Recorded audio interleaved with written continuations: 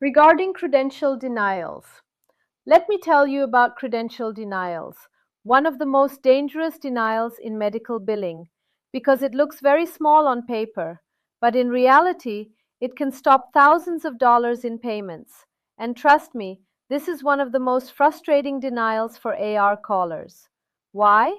Because the claim is correct, CPT is correct, diagnosis is correct, authorization may even be correct, but still, the payer says, provider not enrolled on the active date of service, and boom, the entire claim gets denied.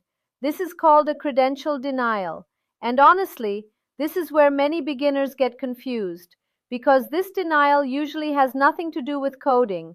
It's mostly about provider enrollment, payer setup, and credentialing records inside the payer system. And this happens every single day in real AR calling. It happens when provider was not enrolled with the payer on the actual date of service. Provider linked incorrectly to the group tax ID. NPI and tax ID combination mismatch. Enrollment still pending with the payer. Rendering provider inactive in payer system. Provider may be out of network. Provider suspended or terminated. Or maybe wrong rendering provider selected in the claim. Or maybe revalidation expired without anyone noticing. Maybe new location not added with the payer.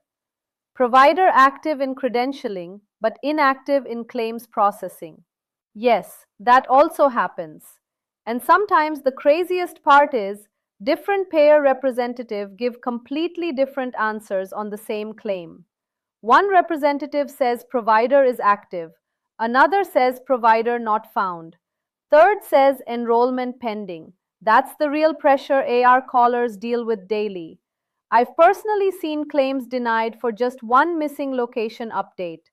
One inactive NPI can block hundreds of claims overnight, and many AR teams waste weeks rebilling claims without checking the actual credentialing setup first. So, how do we resolve it? First, review the denial reason carefully from the EOB, ERA, or payer portal. Then verify provider enrollment status, credentialing effective date, NPI-TIN combination, rendering and billing provider setup, group linkage, service location, revalidation status. Because many denials happen when provider is not linked to the group, enrollment is still pending, or revalidation expired, or maybe claims billed before effective date. Then compare payer records with CAQH PICO's claim details, enrollment records. Check for any mismatch carefully. After that, coordinate with the credentialing or provider enrollment team to correct the issue. Then submit supporting documents like W-9, which is tax document used to verify the provider's legal business name and tax ID. Enrollment approval letter. It is official payer confirmation showing the provider has been successfully enrolled or credentialed. Roster proof. It is a document showing the provider is listed under a group or facility enrollment with the payer.